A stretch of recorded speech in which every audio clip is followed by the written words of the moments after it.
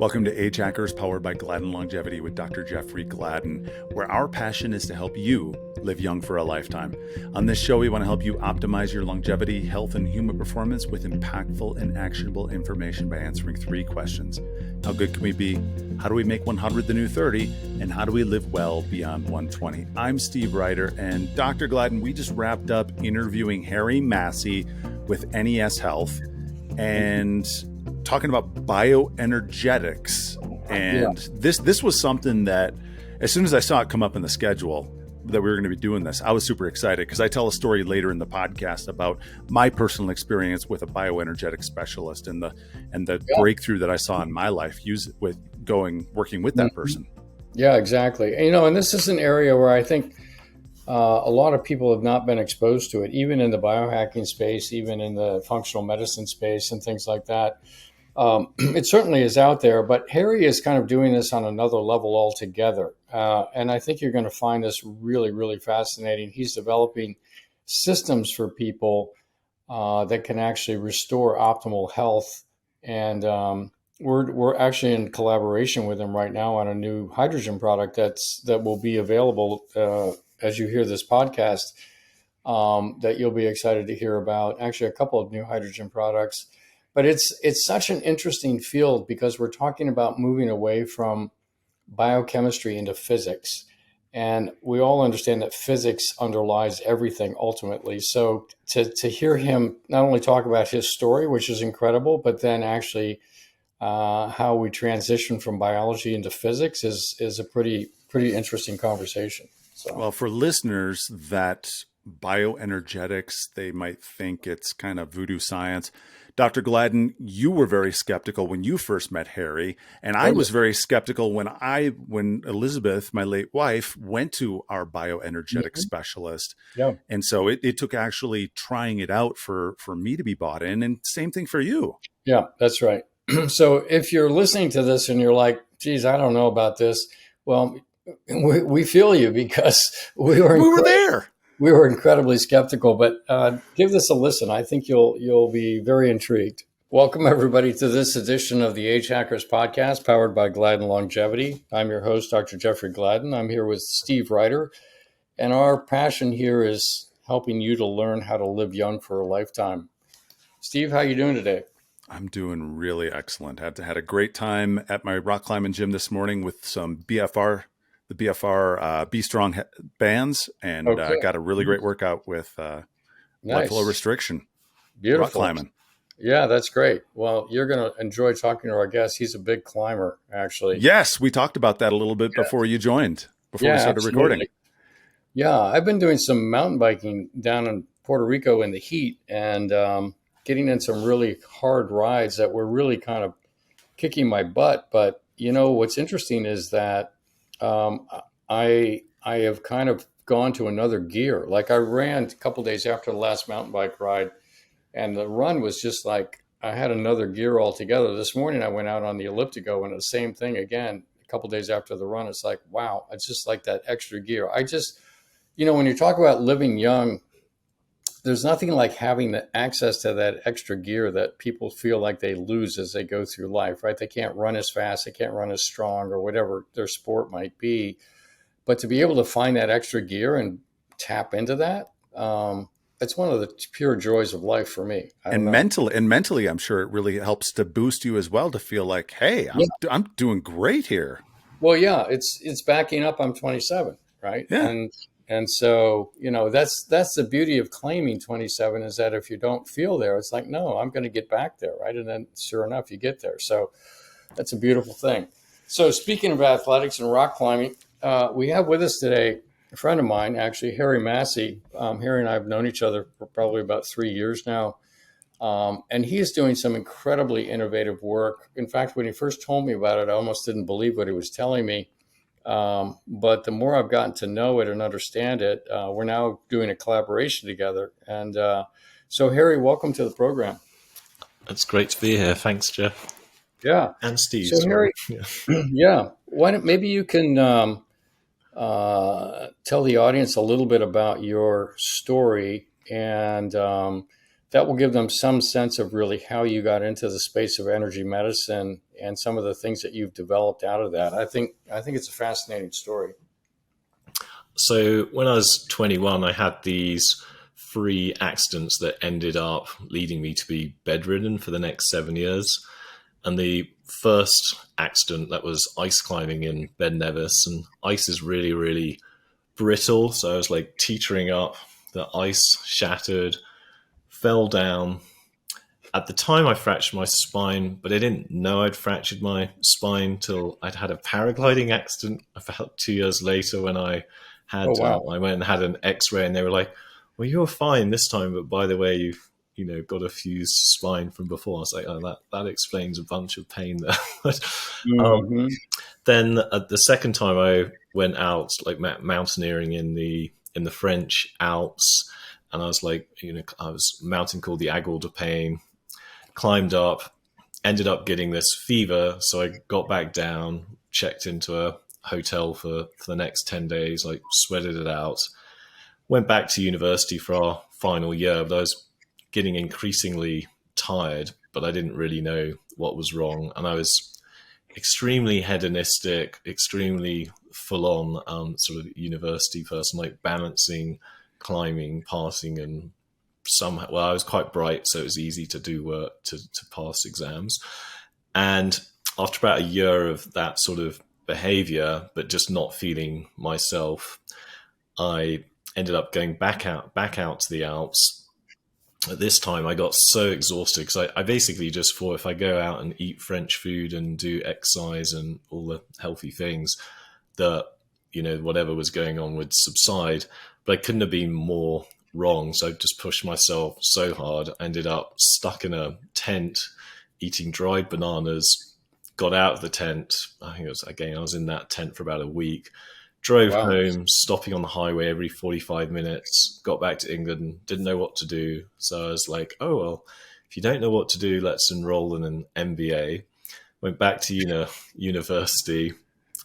I was really struggling to get to lectures. I was just in this absolute exhausted state. Split it over 2 years because I couldn't attend all the lectures.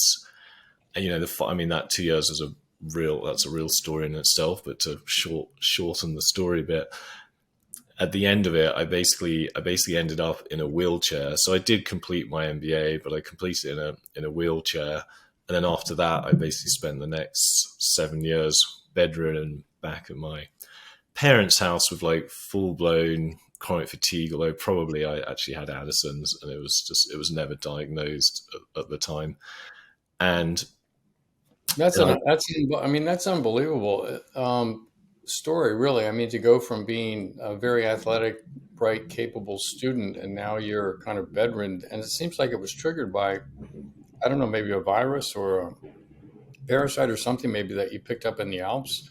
It was illness is multi-layered for sure. I mean, on the surface level, it looked like I caught mono or Epstein-Barr or something like that. But at the same time, actually, I was coming out. Well, I basically had a couple of traumatic events. One when I was 14, another when I was 21. My parents actually rejected us and thought I couldn't have any career. So I ended up on this sort of very hedonistic path. So it was a mix of hedonism, emotional trauma, virus, you name it. These things are always multi-layered, and obviously I did have some, I did have a climbing accident too. So you could pick your thing. Ultimately, I think or you could go one step further if that's suitable for this podcast. But I mean, it could have been a spiritual test of like, that was what my soul wanted for us to happen, so that we would go on to do what we do in the present moment. Yeah, exactly. So 7 years you're bedridden, and then obviously you're seeing doctors and trying different things and obviously trying to get well, I would think. Is that the case? Yes, the first couple of years we were under the NHS system, and they really didn't know what to do, what was wrong with us. So after that, we went the diet and nutritional approach. And unfortunately, I didn't really get very far with that, but I did it for like 4 or so years. Tried all sorts of different things, from doing like juicing, coffee enemas like the Gerson protocol, but that ended up exhausting us more from the stimulation of the coffee.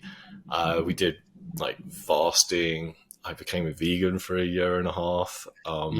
Like you name it, we would have tried the approach for like quite a long period. And it really wasn't till it was about 4 or 5 years in it, we were like, well, if we don't have energy, instead of like looking for this, diet nutritional answer, or, it's some like virus or some toxin, 'cause at the time I was like, oh, I just have to detox and all of this stuff. And, after a while, it's like, well, why don't you just turn that around on its head and just, a bit to your podcast, like what actually does it take to have energy, and what does it take just to be well? Like, what are healthy, well, energetic people doing? And that's how we came across the field or path of bioenergetics, which just stands for the study of energy in living systems. And from that, I just started researching on the internet, looking around, and we came across this scientist in Australia called Professor Peter Fraser, and he'd basically been mapping out the energy and information of the human body field. And before that, she was one of the first people to bring in Chinese medicine into Australia. But then after that, he basically researched further the fields of the body. I say I met him. I mean, he was in Australia. I was in England. So I got his fax number. He didn't have email, believe it or not. And I wrote to him and I said, I've got this idea to make a home wellness system. And, I can't even remember what I said, but I think I was like, I think you might know something. And he wrote back, said, I don't know why I'm sending you this. But he'd written this paper on quantum biology. I read it. I had no medical or physics background. I mean, I had a business background, but not a scientific background. Yeah, that would be overwhelming. It was very overwhelming, so I didn't understand it. But you can read something and realize that someone knows what they're talking about. So, I contacted him again and told him about this idea that we wanted to make a home wellness system at the time. Because I was just thinking, if we can make a system that would help tell people what was wrong with them and get them better, 3 things might happen. I might get my health back. It might help others, and I could get an income out of it because I basically couldn't work. So like any of those things were good. Fortunately, I don't know if he took pity on me or what, but he liked the idea, and he was like, well, if this is going to go anywhere, I'm going to have to get this sick kid better, else, nothing would happen. So we agreed to meet.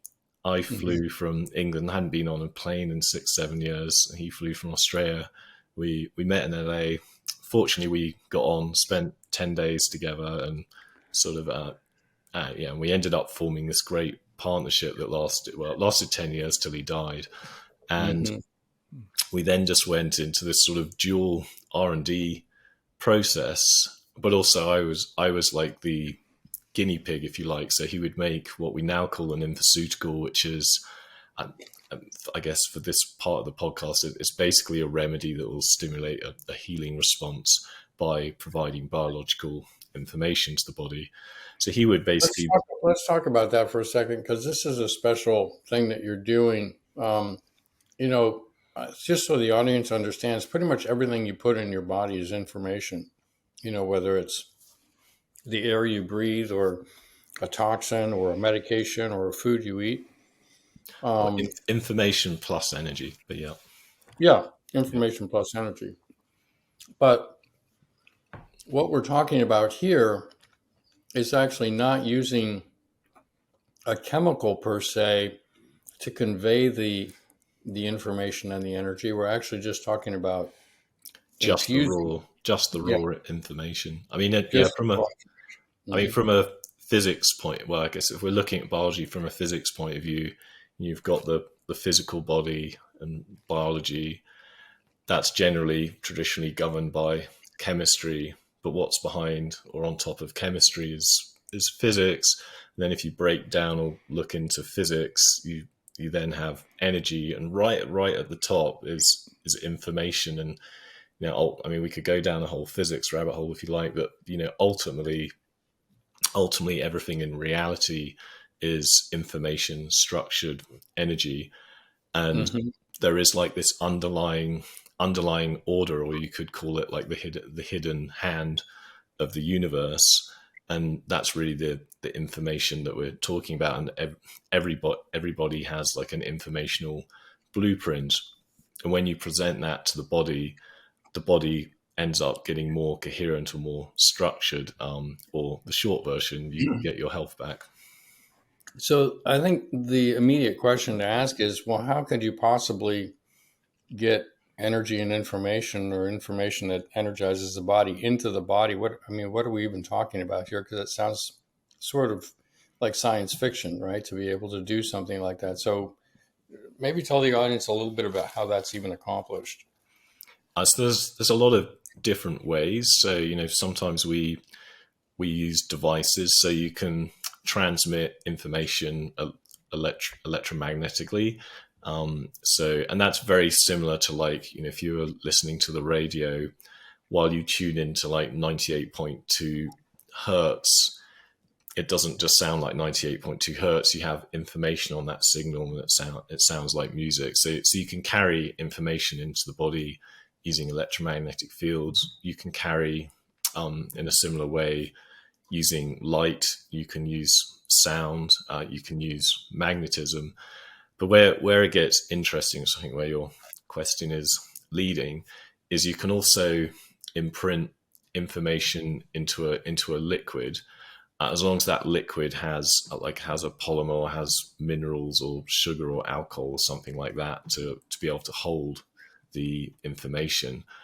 So a lot of what we do is literally, we will imprint information, and we're imprinting it electromagnetically into the structure of like basically a different substance. You can also do it into supplements, and different molecules. And then that molecule will contain the information. So, and then you can just take it orally. Yeah. So this is really fascinating. When I first heard about this, I was quite skeptical that it could actually work in a human being. I think when you originally heard about it, it's probably 2 years before we even met through a It was 2 years. And you were so skeptical, I don't think you would talk to me. No, I hadn't talked to you. I didn't. I was talking to somebody else about it, and they were showing me some stuff. And one of the interesting things, and I will circle back to that in a minute. But one of the interesting things that's part of this is your ability to actually take somebody's hand and place it on a device that kind of looks like a computer mouse, and actually read their energetics, and get a sense of kind of where they're aligned and where they're misaligned. Do you want to talk us through a little bit about the diagnostic mechanisms and how you make that work? Yes. So, I go back to that original story. Like, we wanted to make a home wellness system. In the end, it got called a bioenergetic wellness system, and we actually only sell it to practitioners and coaches. But in short, you can put your hand on a device, and inside the computer, we've basically encoded the map of the human body field, i.e. we've basically put all of the information of how the fields of the body work in a program. And then we use a principle of resonance to basically compare what's in the map inside the computer with what's going on in the body. Then where you get a very strong correlation, we can see that. And then when there's not a strong correlation, you can also see that. And why it's really useful is because it really helps you to know which bits of biological information would basically be useful to help trigger a healing response back in the body. And so we look at 440 different things in the body, from the organ systems, meridians, different tissues, different tissue terrains in the body where different viruses and fungi can reside. But more importantly, because we from the therapeutic point of view, we basically got it down to 76 sets of information that we now call an infoceutical, that we can work out the sequence of healing or the right set of infoceuticals that you need for the next few weeks before your fields change and you would need a different set of information. This episode of the Gladden Longevity Podcast is brought to you by H2 Molecular Hydrogen in the Gladden Longevity Store. Yeah, Steve, you've heard us talk about this numerous times on the podcast in terms of the benefits of H2 and hydrogen water. We love it. It's really the best way to balance your entire redox system. So it really protects you from free radical damage. I take it every time I get on a flight to protect me from radiation damage when I'm flying. And I use it to rejuvenate my brain in the afternoon. There's really two kinds of exercise. There's physical exercise, and taking H2 before or after that works great. But also there's mental exercise. And I find that the H2 will bring your brain back when you're tired in the afternoon. So I think it's like the perfect thing for longevity and for performance, quite honestly. And I talked to you about this, that I found dropping 1 or 2 tablets in a glass of water right before bed. I've seen an overall bump in my deep sleep when I do so. And fascinating. Yeah. Yeah. So if you click on the store tab when you visit GladdenLongevityShop.com and use the promo code podcast10, you'll get 10% off your order. And this code isn't only good for our H2 product, but it's also good for all the supplements we carry. So podcast10 at the GladdenLongevityShop.com. Yeah, one of the other things that I use it for routinely is when I'm about to go on a mountain bike ride. And I will say this, that if I go on a long mountain bike ride, I will take one prior, I'll take one during, and I'll take one after. And some of the Ironmen that we've worked with have said that when they're doing an Ironman, they'll take it 3 or 4 times throughout the race. And their comment is that it's like taking out the old battery and putting in a new one. It really rejuvenates your body's ability to perform when you're doing more extended athletic activity. So think about that too. If you want to go do a longer hike or whatever else, take it with you. So GladdenLongevityShop.com, enter podcast 10 for 10% off your order. H2 molecular hydrogen. It's low-hanging fruit on your quest to make 100 the new 30. Yeah, fascinating. So in your own personal story, so you're working on this, did you start taking, what was the first infoceutical that you took? And did you have the benefit of being able to be scanned, or were you just trying to empirically? The scanner didn't exist. I mean, Peter used... He used a German Vega machine. That's this point probe system that doesn't really exist these days, but it was pretty popular in the 70s, 80s. And, but yeah, sorry, just getting to which infoceutical. So obviously he knew my history and story. He was testing me for a whole bunch of different viruses, and then he would basically made an infoceutical that would be an antidote or help correct the genetic damage that virus had done. So when I initially took what we now call an energetic terrain, we got this short little fever that lasted like 2-3 hours. So I knew there was a reaction. And it's not like I was, miraculously cured from 7-8 years of being very, very sick. But as I got this reaction, I knew there was something in it. So that was the first one. The second one, I was honestly a very, very stressed, I guess traumatized, anxious person. Sure. And so he gave me something that we now call emotional stress release. That's actually it's actually a thing that helps correct generally the fields of the body. And I suddenly I just calmed down a lot, and I was still tired, but I wasn't wired. And then gently over a few months, because I was much more calm, I was able to rest and recuperate a lot. Like another one, I don't know if it's controversial, but you can edit it out. So we'd had an MMR vaccine years ago, so he gave me an antidote to that, and this huge boil came out on my arm and then just disappeared. So that was pretty fascinating. And what kind of vaccine was that? That was the MMR vaccine. Okay. Yeah. We made an antidote to that. And anyway, there were all sorts of different all sorts of different effects. Like there was one for stomach drive, and under my eyes went all like green and black, and the stools were just disgusting. Heart driver, like we had this sort of heat come out our chest for 50 minutes, and this is very, very early on. So the very early on in pharmaceuticals they were a lot more raw and a lot more strong. So we ended up like I say tagging them, but how would I say it? We just made their profile a bit more gentle, so that the masses would like them, because it was all right for me to go through that, but others it wouldn't. It's not. People would not like it. So basically, you're kind of feeling your way through this. You didn't really have a sensor to use, but he's kind of empirically making things for you based on your residual symptoms. No, he did use the Vega machine to test against. But where he came from, he sort of had a different concept when I met him, and I there was a few questions. I was like, well, why aren't we looking at the body from a positive point of view of like what's optimal? And he was honestly still in that model of like people have viruses and making antidotes to viruses or toxins. And he was like, oh, that's interesting. So then he basically looked at it from the other point of view. And I was a very inquisitive, I'm still pretty inquisitive, but I was a very inquisitive person. And so I would ask, like, well, what's driving this body field? Well, where's the energy come from? And there you go, well, the heart, the lungs. I'm like, well, where else? And so, we basically built out this system. And I was like, well, if there's energy there, how does it communicate to the other organs? That's where our integrated system came from. So it's like, that was like, it went at that period actually went on for 10 years, but a large amount of it happened in the first 3 years.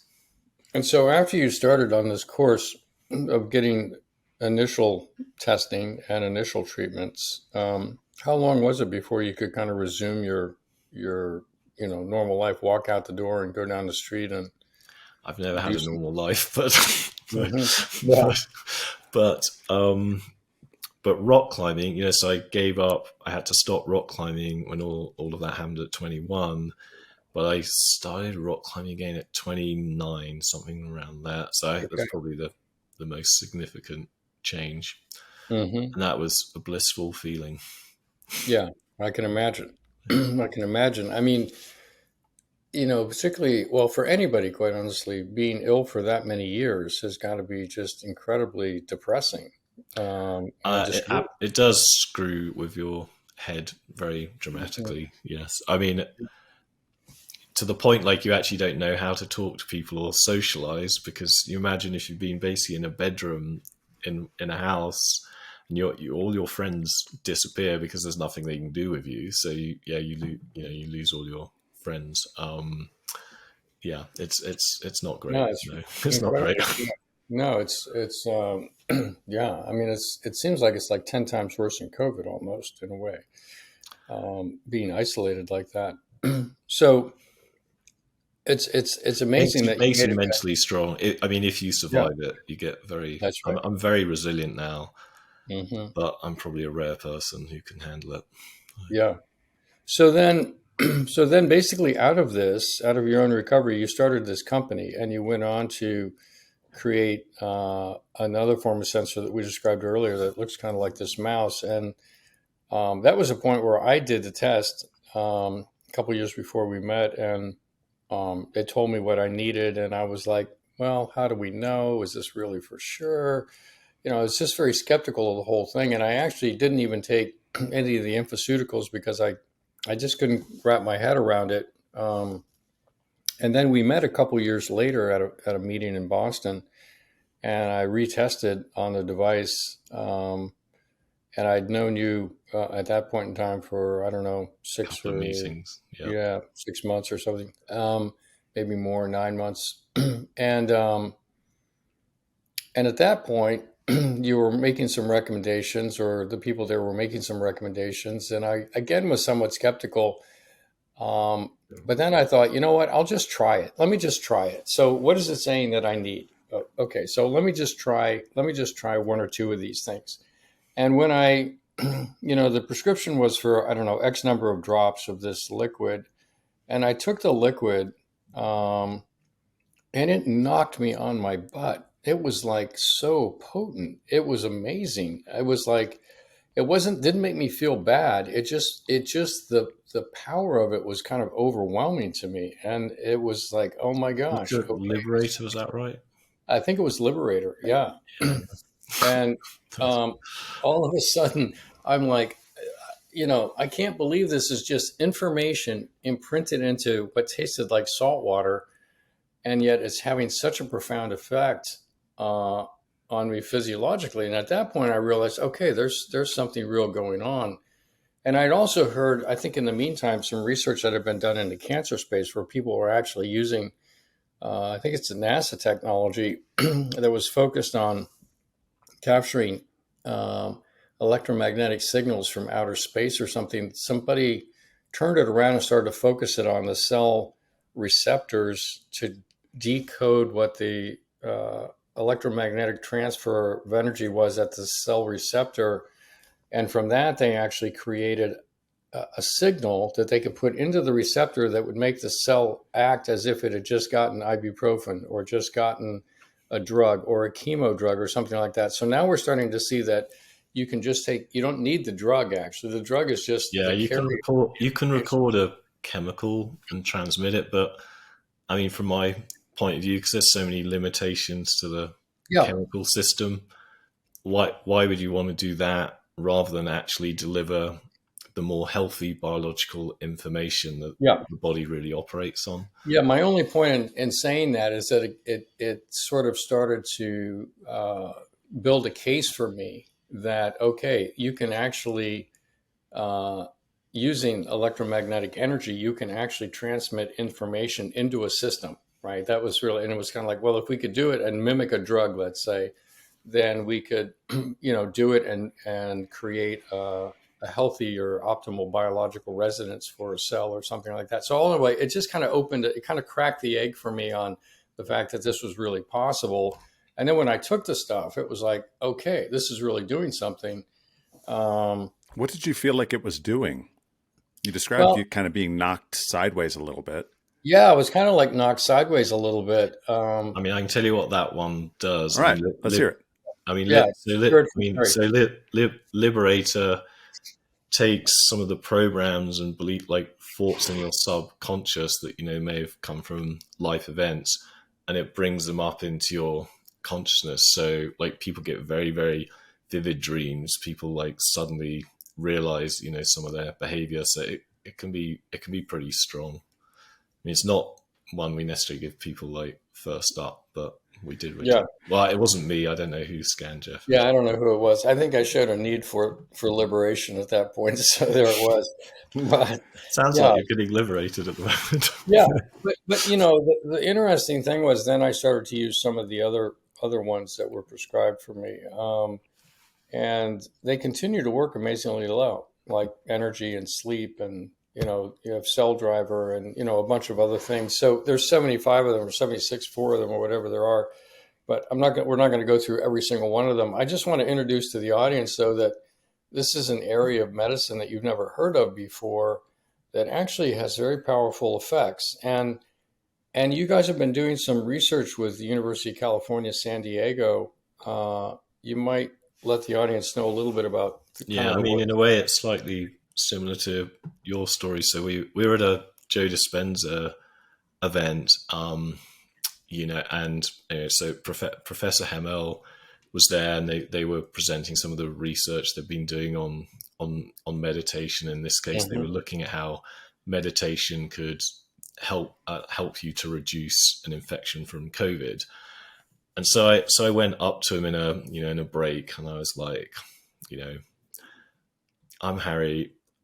By the way, we can get similar effects you just described on stage, but we can just do it instead of, you don't have to because in their test they were meditating every day for a month, like for an hour. So, it's a lot of work. I was like, look, we can get a similar effect just through this little bottle here where we've imprinted information on. And he was like you, he's very skeptical. He's like, well, that doesn't sound very likely. I just said, look, why don't you just see? And he said, okay, I will, because he obviously had the lab equipment, he had all the tissue samples and lung samples like set up for the other research program. So we sent them, and lo and behold, we actually got slightly better results than maybe I shouldn't say that, but say we got a similar result than they got through an hour of meditation every day, just by giving an infoceutical where we could reduce the infection rate into lung tissue. We as a company, in fact, we really don't want to publicize anything about COVID. So we obviously just wanted to move on. And what we're much more interested is our specialty is bioenergetics and studying energy in living systems is like, well, what actually happens with energy in the cells? So since then, they've done a whole batch of different tests with something called Cell Driver, where we would basically take a cell culture, and then they've been counting the mitochondrial density in a cell when we just present it with the information for the cell, and we saw a 50% increase. I think it was over a 3 or 4 day period. I can't remember exactly, but we saw a 50% increase in the density of mitochondria in the cell. We saw this. They also wanted to see if they could damage the cell or the mitochondria in the cell. So they were putting like hydrogen peroxide in the cell to damage it. And they saw a 67% protection rate from the damage against the control. There were some changes in the cell membranes. We got an increase in cell membrane resilience. And then since then, actually in the last few months, they've been looking at the glycosis pathway, and we saw I think it was a 23% increase in the efficiency of glycosis, basically energy production in the cell. And then actually Jeff helped me interpret this, because I literally only got the data like the day before when I met Jeff the other day. But we're also pretty interested in the whole exosome world, because there's all these different exosome companies, and we just thought, well, if we can present biological information to the cell cultures while they're making exosomes, we should be able to make better exosomes. And so we were just doing it on or an infoceutical we call Skin Driver, and lo and behold, we basically saw an improvement. I can't remember exactly how much it was, but we saw an improvement in the wound healing capacity of the skin. So, Yeah, no, it's fascinating. And I know that there were studies that were done looking at stem cells as well. I think with one of the infoceutical. We were looking at neural stem cells, and we saw an increase in the production of neuronal stem cells. I think it was COH, if I'm not mistaken. It was COH. Yeah. So anyway, it's a piece that we use in our practice here, right? It's not the only thing that we use, but we like to see it as kind of like a nice adjunct to everything else, because we feel like it's just going to help turbocharge the other things that we might be doing, like, using a signaling peptide or doing a stem cell procedure or, something like that. And so it's really fascinating. So what's next for you in terms of where you guys are going as a company? I mean, all sorts of things. So, the company that I'm mainly talking about has been NES Health, but our R&D parent is called Exponential Health. And that I really see as a convergence of these three sort of trends that are happening. One, the timing we don't totally know, but I do know that physics is basically going to completely transform and revolutionize medicine over time. So one is that. The second is on the AI side, and then the third is the sensor side. So sensors are getting better and better. We're pretty close to getting these, it's like a far infrared spectroscopy. It's about 40 grand, but pretty soon they're going to be like in your phones, like that, and there's no reason that they can't be. So there's all these other sensors that are coming in line.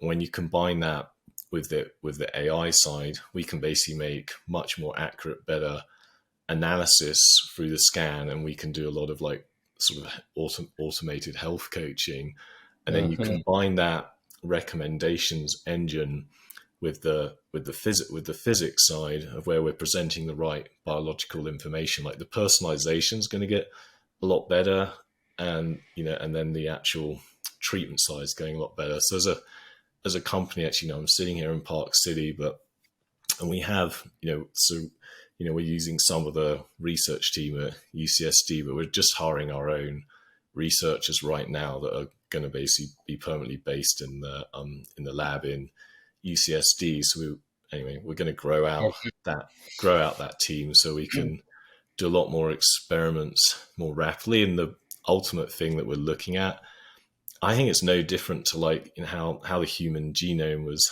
mapped out, and I can't remember how much they spent, but billions of dollars originally to do that, and over 10 years. Well, how cellular field-based communication works, we've got some ideas of how that works, but the exact mechanisms in the cell of how that's happening aren't that well understood. So that that's definitely one of our missions of the group, is to really work out all those fundamental mechanisms. And to do that, we're going to need teams of researchers. That's it's a focus for us. And I may even move part-time to San Diego to get that to happen more. Nice. Yeah. Beautiful. Yeah. And I'll just, I'll mention that people can find you at NES Health, right? NEShealth.com, that you're out there. And in this collaboration that we're doing, we've started utilizing your technology to imprint hydrogen. Maybe we've been big fans of molecular hydrogen for a long time, seen nice results with that. So by the time this podcast airs, you'll be able to pick up hydrogen that's been imprinted with energy. Energy, chill.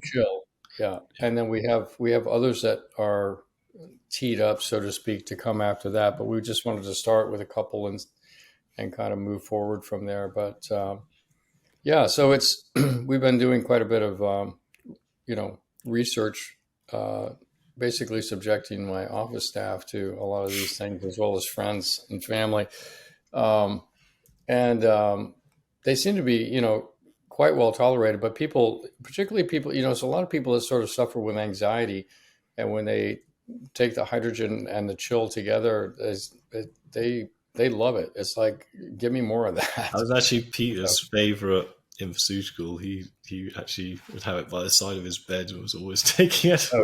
Okay. There you go. Peter was our co-founder scientist. Yeah, exactly. Yeah, no, it's a good one. Really good one. So, well, cool. Steve, any questions come to mind for you as you hear about this? I mean, kind of, you haven't heard about all this before. I'm sure it sounds a little bit like science fiction, right? So, well, Harry, you might be able to elaborate on this a little bit, but I want to say it was probably 10 years ago. My late wife and I went to a bioenergetics specialist who didn't use your products, but used something very similar. And I remember Elizabeth getting scanned, and I was like, this is just voodoo science. And one of the things that she had said was, this medication, she put the medication in a tray and then tested her. And she said, this medication needs to be cut in half.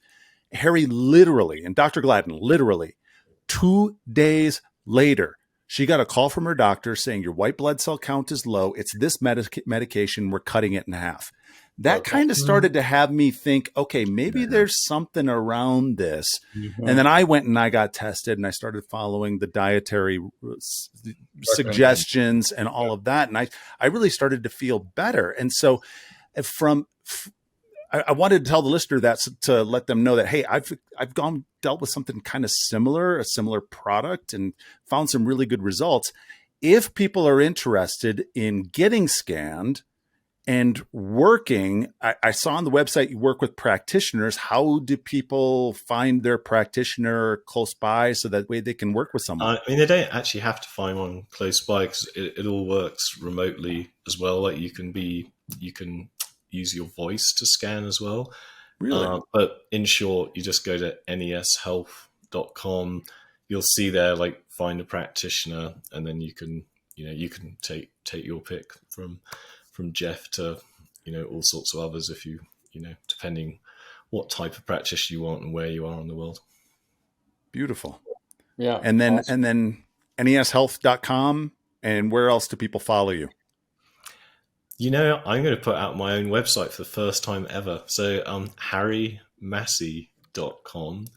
And actually on there, so we've made a bunch of movies in this space and written books and all that sort of stuff. So you can get all those for free on that website. So and that website takes you to all the things we do. Harry Massey, and that's Massey, correct? Yeah. HarryMassey.com. NES Health is Nancy Edward Steve, right? So it's NES, in case there's any ambiguity there. Cool. Well, Harry, I really appreciate you taking the time to be with us on the podcast. It's fascinating stuff. I wanted the audience to hear about this for a while, and we're excited for them to be able to try your products and to really sort of try what I think is kind of an exponential hydrogen now with the addition of the imprinted information. It's quite a potent combination. So